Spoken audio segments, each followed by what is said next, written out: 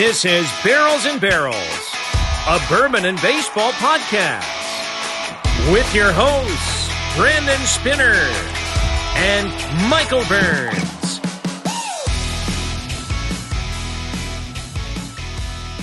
And welcome into another episode of Barrels and Barrels, a bourbon and baseball podcast. I'm Brandon Spinner alongside my best buddy, Michael Burns. Mikey, how you doing tonight? I'm doing fine, Brandon. You're doing fine? That's it? That's all you have for our friends? Yeah, I'm very happy to be here. Shout out to my mom, all my friends back home. This is gonna be a great tasting. School has really paid off. You ever seen the Major League where he's like, "Take it away, Monty," and he's like, "Fly ball, caught." Well done. That's how you sounded. So this is Barrels and Barrels, a bourbon and baseball podcast, already off to a riveting start here, but we would love to get your thoughts and your views on our podcast. So if you're listening on Apple, Spotify, Amazon, Google Podcasts, or iHeartRadio Podcasts, please rate us and review us. There's 5 stars as you scroll down to the bottom of the app or wherever you're listening. Please rate us what you think. We'd love that to be a 5-star review, but we'd love to hear your thoughts. We give our honest opinions on the bourbon and our baseball thoughts, so we'd love to hear your honest thoughts on our podcast itself. You can also watch us on YouTube. If you're watching, please hit that subscribe button. We're on YouTube at Barrels and Barrels Pod, almost to 50 subscribers. We'd love you to be number 50 if you're watching. We've got several hundred viewers on some of our videos, so that means push the button. Just push the button. But yes, please subscribe over there as well. We've got some cool YouTube shorts that will be dropping here shortly as well. And a lot more additional content that might not be available via podcast. So there's your hint to head on over to our YouTube page and subscribe for maybe some of that cool stuff. Can't see our freaking cool hats. What's that? Can't see all of our different cool hats. Oh, yeah, you won't be able to see our Cubs hats today. I had a different hat in the last podcast. I'm going to be rocking different ones here and there. We're getting closer to baseball season. Maybe we'll be traveling to some baseball fields. So this is going to be a bourbon podcast or a whiskey podcast. We're going to have to decide that as we get going because we're going to be going with Little Book.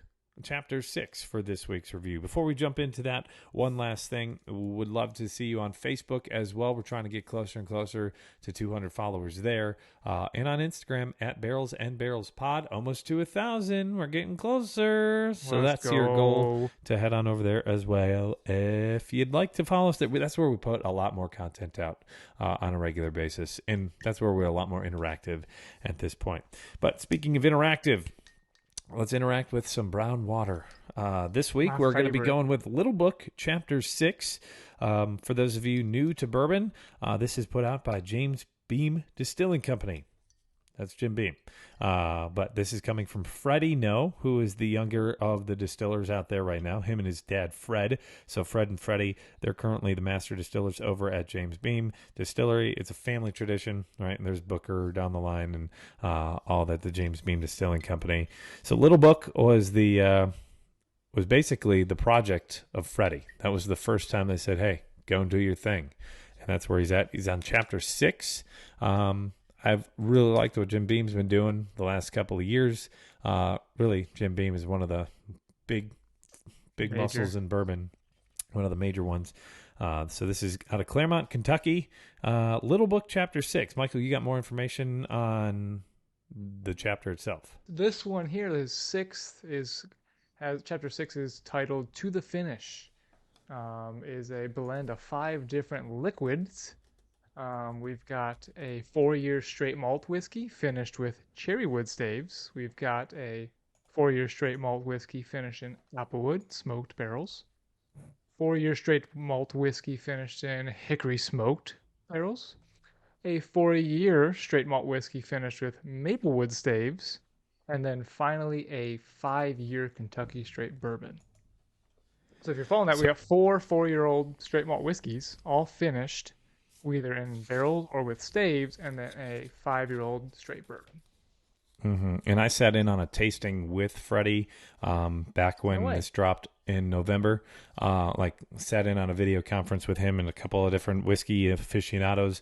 So what he said about this one was, so the To the Finish is going after how these are finished. You mentioned the malted barleys. There's 4 different finishes: cherry wood, apple wood, hickory smoked, and maple wood. That is part of his favorite thing outside of whiskey. Like, it's his biggest passion outside of whiskey, and that's cooking and specifically smoking meats. So if you look at those woods, cherry wood, apple wood, Right. hickory smoked, and maple wood, those are a lot of the woods that you would use smoking. Right. Those all different pellets I grabbed from my Traeger. Yeah, so that's what he said he went for at this point. It was a blend, and 80% is regular bourbon, and then 20% is the Golden Pilsner malt, which is 100% malted barley. And so that's how this all comes together. On the tag, it says recipe 63. That is because I believe he said they went just to about 100 different recipes trying to make this, and it was the 63rd one. My question to him was, how did you know it was 63? Like, did you know at 63, like, this is our best one? Or did you go back? And he said it was a very tedious project. Can you imagine making 100 plus different batches and then deciding on, number 63? I mean, it's kind of like how baseball is a little bit. You fail 7 out of 10 times and you're still successful, you know? Right. But yeah, really cool story about this. They use different stave finishes, different types of woods that he uses in smoking. As he mentioned, he loves to just cook and just be with his family, and that's how he kind of like gets together. He says the inspiration for Chapter 6 came from my combining 2 passions, cooking and whiskey.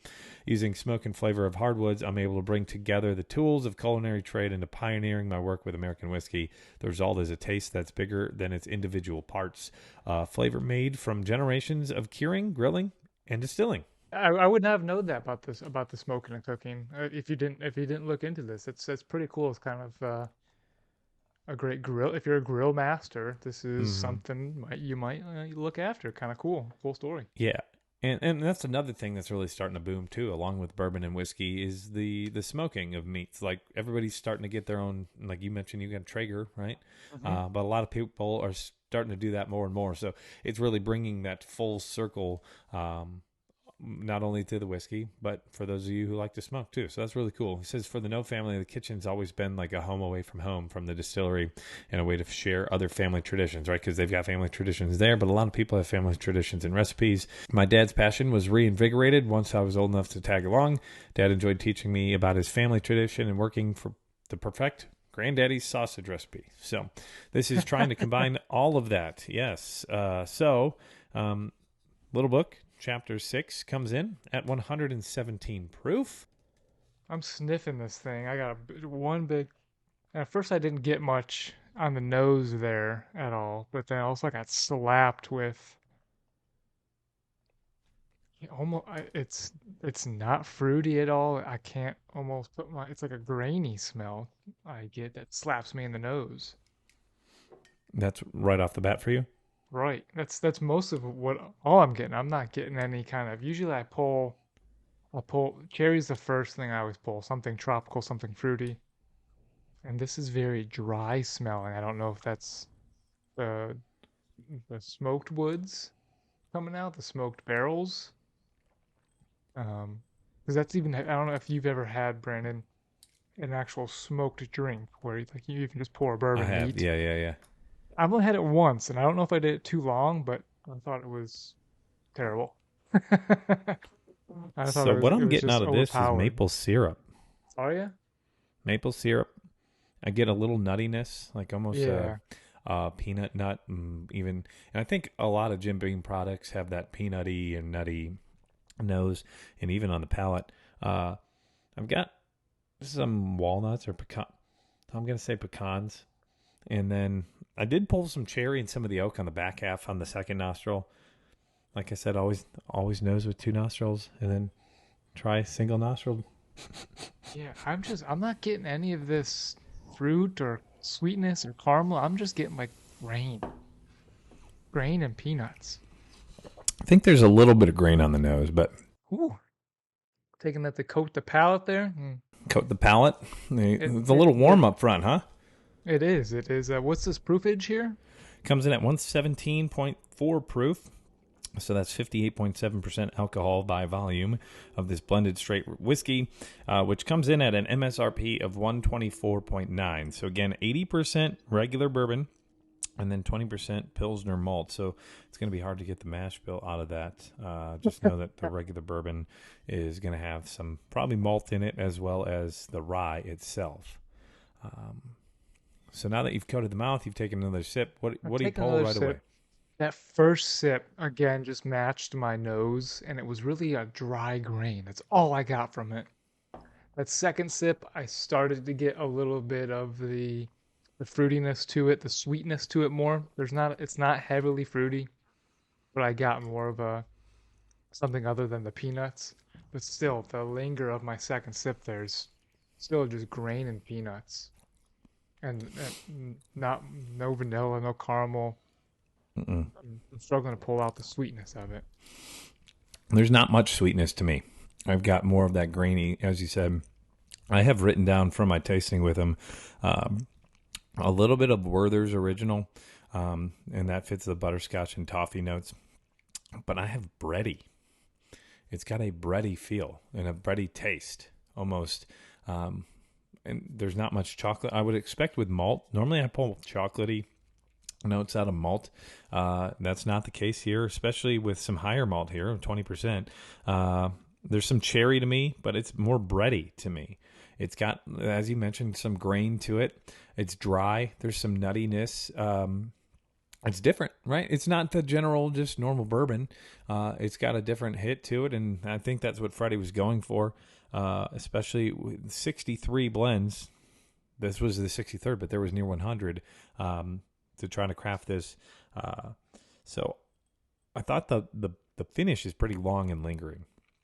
I still feel, as I'm talking here, some of that taste on the back of the mouth. It's dry, though. I do feel like it's a drier, almost like you can, it's going to sound weird, feel like I'm in the barrel. Like I feel like my mouth is getting absorbed in the barrel, if that makes sense. Maybe.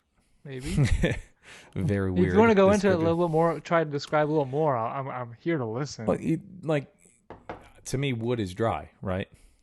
Usually. So, I feel like I'm getting dried by the wood, if that makes sense. I'm going to just sound like an idiot hey, in front of a microphone. For me, it's this, I'm drinking and I feel like I'm eating. I don't know what kind of people enjoy this, but I'm talking about the bourbon, but multi-grain bread that has nuts in their bread. Mm-hmm. That's what I'm seeing every time. If I were to close my eyes, I see multi-grain bread, and I'm just seeing like a nut of some kind sliced in half, and I'm seeing that opening. That's what's the strongest asset to this pour here. I feel like the finish is a little more cinnamony towards the back half. That's where I'd say I'd get like some sweet spice to it.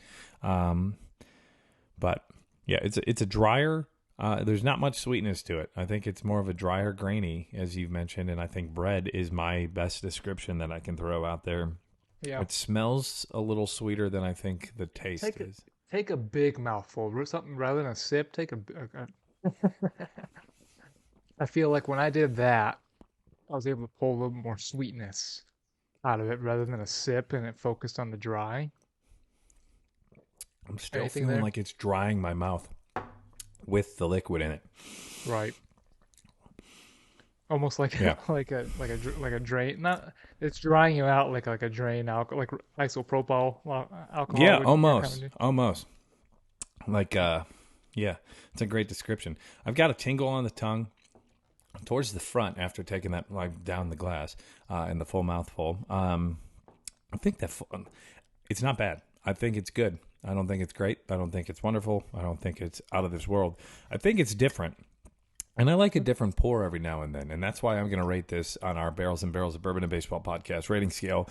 I'm going to the bench. And for those of you new to this, we've got a baseball-themed rating scale, which runs from the top of the top, Hall of Fame. That is number one, cream of the crop, right? How many Hall of Famers are there? Very, very few. Not even, 1% of the league are Hall of Famers? Maybe 1% go into the Hall of Fame? Yeah, I think that number of the quality is being skewed a little bit based on the steroid era. I feel I feel like some people are getting votes who necessarily wouldn't get votes because there's some steroid era folks on the ballot right now.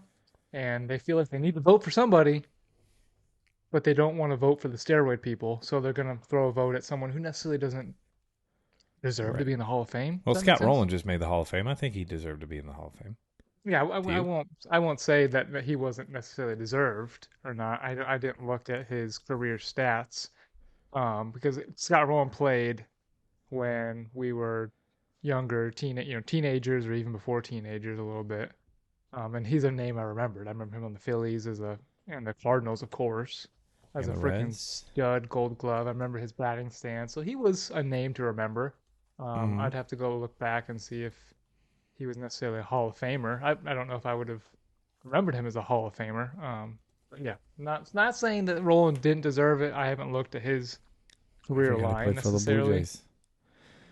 Uh, so in our Barrels and Barrels, a Bourbon and Baseball podcast rating scale, we go from Hall of Fame at the top, then we go to All-Star, because there's an All-Star here and there, right? About 2 or 3 almost every year for a team. Some teams only have 1, but the average is probably around 2 to 3. So you have an all-star here. Those are the ones that you need backups to your backups, right? Like where if you see it on the shelf, you're grabbing that instantly, even if you have 2 or 3, because it's Right. just like, what? Everyday player is one that you're always going to have on your shelf. And then bench player means it's someone coming off the bench to bring a spark to the lineup. Doesn't necessarily mean it's a bad player. If you're in the league, you're good, right? You have to be good to play in the major leagues. There's only 26 men on each roster, so in order to crack that, you have to be pretty stellar, just not everyday quality. And then as you move on to the final one, that is DFA, designate for assignment, means you're cut off the team. And as I just mentioned, I'm going to rate that as a bench. So Michael, on our Barrels and Barrels of Bourbon and Baseball podcast rating scale, where So are you? what's this MSRP for? $124.99. So I'm fighting. So as I drink it more, I get more of the sweetness. But those first initial tastes were so peanutty, so grainy, um, that I was trying to decide would I purchase this? Would I spend that? And I think for an MSRP, I think I like the flavor for a different. I would probably bench it for the flavor profile. Mm-hmm. But for MSRP of what'd you say, 125, 129? 124, yeah, 99. I don't know if I would do that again, so I got DFA this. Yeah, I think the thing there is the price that really gets people, especially nowadays. Everything seems to be going up in price. $124.99 is tough. It is a limited time offer, so I understand the higher price on that. But we're getting more and more of those. DFA, I mean, yeah, I get it. It's not something that blows you away. I like it. I don't love it, and Right. that's why again I went with the bench. But I totally see passing on this at 124.99. Right. So I was close. I was close. The flavor profiles, I drank it more. what would change it? Just the pricing, or I need a little more sweet out. That grain taste and that peanutty taste was so dry to me. I just needed a little bit less of that. That's all I could picture was like banana bread, bad banana bread. I'm not a banana bread fan. My wife loves it. There's bananas always sitting on the counter, but it was too bready and too grainy for me. There yeah, wasn't enough other fruity, oaky aspects to it. I totally understand that. Definitely. Well, that has been another review of Little Book Chapter 6. That is a bourbon whiskey mixed and blended with 20% Golden Pilsner malt. So I gave it a bench. Michael gave it a DFA on our Barrels and Barrels of Bourbon and Baseball podcast rating scale. So, Michael, any last words for our friends, family, viewers, listeners, all of them? Anything? All the above. Go rate us. Let us know. Shoot us a message Yeah. of what you like or don't like. If you like Brandon's hat, if you like Michael's hat. I do like that party hat. I like it a lot. Is that lyrics or something? That was Go Dogs Go right there. Oh, you did that a couple weeks ago too, and I still didn't pick up as you were going through. But yeah, you can find us on Instagram at Barrels and Barrels Pod, Facebook at Barrels and Barrels Pod, YouTube at Barrels and Barrels Pod. Please subscribe there, rate us, review us. You can listen Apple, Gmail, Google podcasts, as well as Spotify, iHeartRadio, and Amazon. You can Google us or Gmail us. Gmail, we've got an email. barrelsandbarrels@gmail.com. I do have one last thing before we let you go. Scott Rowland, 7-time Gold Glover, 8-time All-Star, Rookie of the Year. He had a lifetime batting average of .281 with 316 home runs, 277 hits, a WAR of 70.1, an OPS plus of 122, and his OPS as a career was 855. He drove in 1,287. So I would consider him a fringe Hall of Famer, but I congratulate him. I think he deserves to be in the Hall of Fame because when you take his hitting statistics, he never had overly high power numbers, but he hit 30 home runs 2 times in his career, 3 times in his career in a season.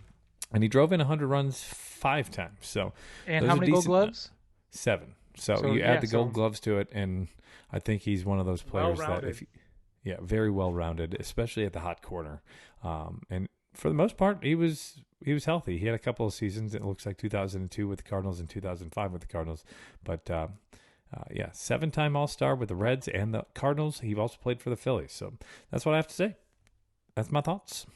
Yeah, I think I agree with you. He's well rounded on both sides. Yeah, I remember him mostly as a Gold Glove guy, Gold Glove third baseman, not a glove first guy, but he had a bat too. So yep. So congrats, Scott Rowland, on being elected into the Hall of Fame. Maybe I'm not too far. Oh, Cooperstown is a little closer than any time I've been. I was thinking of Canton, Ohio. No, that's football. Cooperstown. One day we'll have to make a trip. It's in that bottle that's right behind you, that baseball shaped bottle, right? Right there. And you can only see that on YouTube, so go check us out there. So we got some baseball into our Bourbon Review podcast. So it is a Barrels and Barrels of Bourbon and Baseball podcast today, all together. All right. Hell yeah. So again, thank you for listening. We'd love to hear your thoughts and your reviews. Michael. Any last words? Any last words? Let's go.